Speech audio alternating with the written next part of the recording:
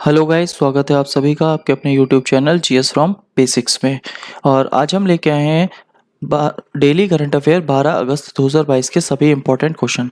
साथ ही हम बात करेंगे इनके इंपॉर्टेंट फैक्ट्स के बारे में भी। तो चलिए गाइस, शुरू करते हैं हमारी आज की वीडियो। तो आज के हमारी वीडियो में हमारा फर्स्ट क्वेश्चन है, प्रतिवर्ष विश्व जैव ईंधन दिवस कब मनाया जाता है? अब जैव ईंधन की बात आती है तो जैव ईंधन मतलब बायोफ्यूल। अब बायोफ्यूल की बात आती है तो किसकी याद में मनाते हैं? तो ये मनाते हैं रुडोल्फ डीजल की। अब रुडोल्फ डीजल ने डीजल की बात करी थी, इसीलिए इनकी याद में मनाया जाता है जैव ईंधन दिवस। और ये कब मनाया जाता है? ये मनाया जाता है 10 अगस्त को। अब डीजल की अगर बात आती है, आजकल हमारा अगर देखा जाए तो बायोडीजल भी चल रहा है। और भारत में बायोडीजल के लिए प्रमुख फसल कौन सी है वो भी आपको याद रखनी है, वो है रत्न जोत। रत्न जोत, या इसको बोला जाता है जेट्रोपा। तो जेट्रोपा या फिर रत्नजोत। और अगर हम बात करें डीजल इंजन की, तो डीजल इंजन के लिए एक नंबर होता है हमारा सिटेन नंबर। सिटेन नंबर डीजल के लिए प्रयोग होता है और भारत में सिटेन नंबर है हमारा लगभग 45 से 50। और अगर हम बात करें पेट्रोल की, तो पेट्रोल के लिए हमारा एक नंबर होता है ऑक्टेन नंबर। ऑक्टेन नंबर अगर देखा जाए भारत में कितना है, 91 यूज किया जाता है। तो ये भी आपको याद रखना है। नेक्स्ट है हमारा अगला क्वेश्चन, 9 अगस्त 2022 को किस देश ने नेताजी सुभाष चंद्र बोस के जुड़े स्थल पदांग को 75वां राष्ट्रीय स्थल घोषित किया है? तो ये सिंगापुर ने घोषित किया है। और किससे संबंधित? नेताजी सुभाष चंद्र बोस से। और कौन सा स्थल है? पदांग। और 75वां राष्ट्रीय स्थल घोषित किया है। 75वीं हमारी वर्षगांठ चल रही है, आजादी का अमृत महोत्सव चल रहा है, और नेताजी सुभाष चंद्र बोस से जुड़ा हुआ स्थल कौन सा है? पदांग। अब ये क्यों फेमस है? क्योंकि यहाँ से नेताजी सुभाष चंद्र बोस ने नारा दिया था, दिल्ली चलो नारा। और कौन सी फौज को? आजाद हिंद फौज को। अब आजाद हिंद फौज के कमांडेंट जो थे वो थे हमारे सुभाष चंद्र बोस। लेकिन इसकी स्थापना किसने की थी? तो इसकी स्थापना जो करी थी, इसका नाम आता है मोहन सिंह भाकना का। तो मोहन सिंह ने इसकी स्थापना करी थी, बाद में इसके कमांडिंग ऑफिसर हो गए थे नेताजी सुभाष चंद्र बोस। और नेताजी सुभाष चंद्र बोस अगर देखा जाए तो ये कांग्रेस के अधिवेशन में अध्यक्ष बने थे। ये बने थे 1938 में हरिपुरा। और हरिपुरा गुजरात में ये अध्यक्ष बने थे। इसके बाद में 1939 में ये त्रिपुरी में भी एक बार फिर से अध्यक्ष बने, और त्रिपुरी था हमारा मध्य प्रदेश में।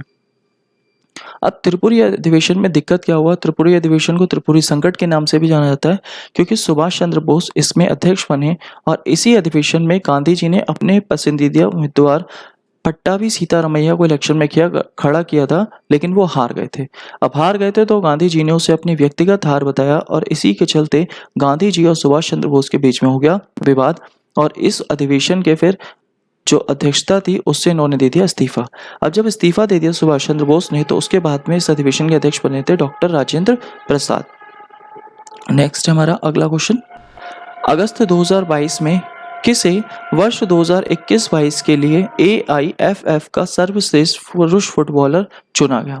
तो ये किसे चुना गया है? सुनील छेत्री को चुना गया है। अब इसके अलावा एक नाम आता है बाईचुंग भूटिया। अब बाईचुंग भूटिया का जो नाम आता है, ये क्यों फेमस है? क्योंकि इनके नाम का एक स्टेडियम बन रहा है। और कहाँ बन रहा है इनके नाम का स्टेडियम? इनके नाम का स्टेडियम एक सिक्किम में बन रहा है, और ये भी फुटबॉल से संबंधित एक खिलाड़ी है। नेक्स्ट है अगला, 28 जुलाई से 10 अगस्त 2022 तक आयोजित 44वां शतरंज ओलंपियाड 2022 में ओपन श्रेणी में कौन सा देश शीर्ष पर रहा? तो ओपन श्रेणी में इसमें उज्बेकिस्तान शीर्ष पर रहा है।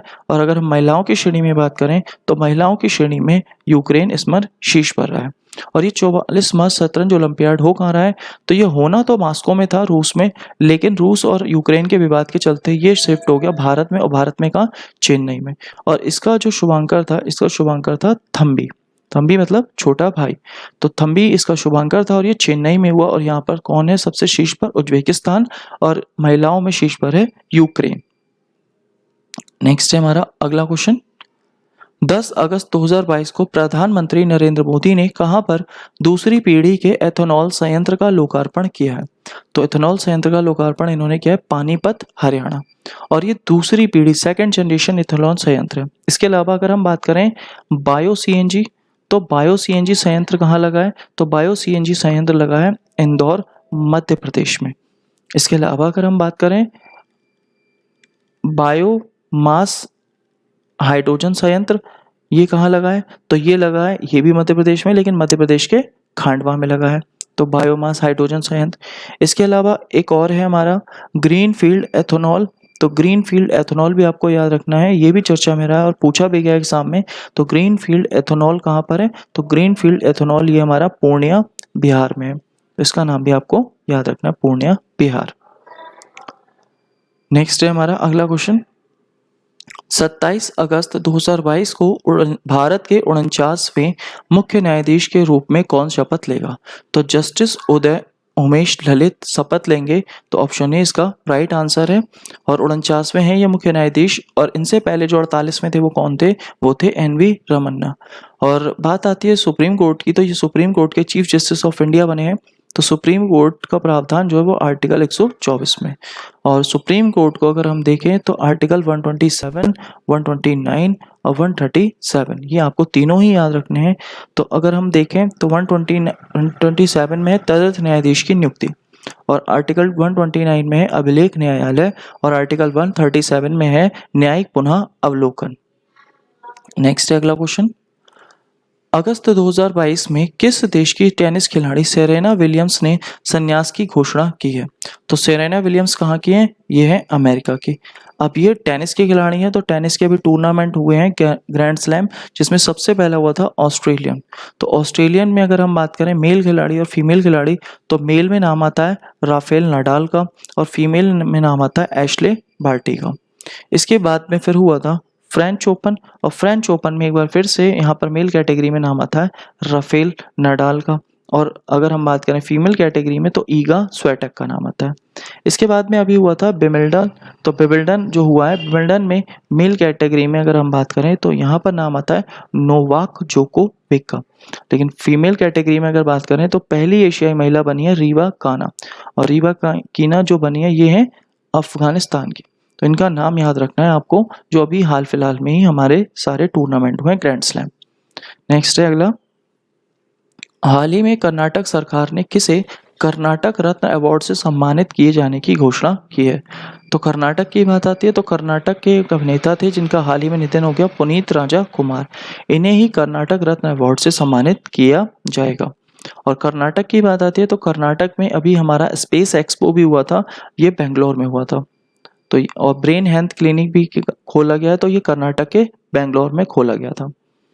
नेक्स्ट है हमारा अगला क्वेश्चन, अगस्त 2022 में किस राज्य विधानसभा ने राष्ट्रीय नागरिक रजिस्टर एनआरसी को लागू करने और राज्य जनसंख्या आयोग की स्थापना करने का संकल्प लिया है?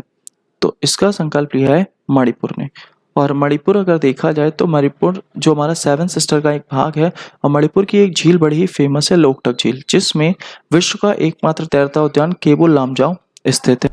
इसके अलावा अगर हम बात कर रहे हैं एनआरसी की, तो जो एनआरसी अगर देखा जाए भारत में सबसे पहले किसने अपडेट किया था? तो असम राज्य ने अपडेट किया था।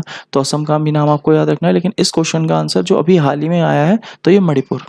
नेक्स्ट है अगला, 10 अगस्त 2022 को किसने बिहार के मुख्यमंत्री पद की शपथ ली? तो ये नीतीश कुमार ने शपथ ली है। तो नीतीश कुमार ने बीजेपी से दे दिया था इस्तीफा और ये चले गए थे आरजेडी के साथ में, और अब ये दोबारा बन गए 8वीं बार बिहार के मुख्यमंत्री, और बिहार के उप मुख्यमंत्री बने तेजस्वी यादव। तो ये थे आज के हमारे सभी इंपॉर्टेंट क्वेश्चन। साथ ही हमारा लास्ट वीडियो का सवाल, 7 अगस्त 2022 को किसकी अध्यक्षता में नीति आयोग की शासी परिषद की 7वीं बैठक आयोजित की गई? तो इसका आंसर था नरेंद्र मोदी। और हमारा आज का सवाल है, 18 से 22 अक्टूबर 2022 तक डिफेंस एक्सपो 2022 का आयोजन कहाँ किया जाएगा? तो इसका आयोजन आपको आंसर देना है हमारे कमेंट बॉक्स में। तो साथ ही आज की पीडीएफ फाइल आप हमारे टेलीग्राम ग्रुप, व्हाट्सएप ग्रुप और डिस्क्रिप्शन बॉक्स के लिंक से भी डाउनलोड कर सकते हैं। और गाइस वीडियो अच्छी लगी हो तो प्लीज़ वीडियो को लाइक करें, शेयर करें, कमेंट करें और चैनल को सब्सक्राइब करें। Thank you guys.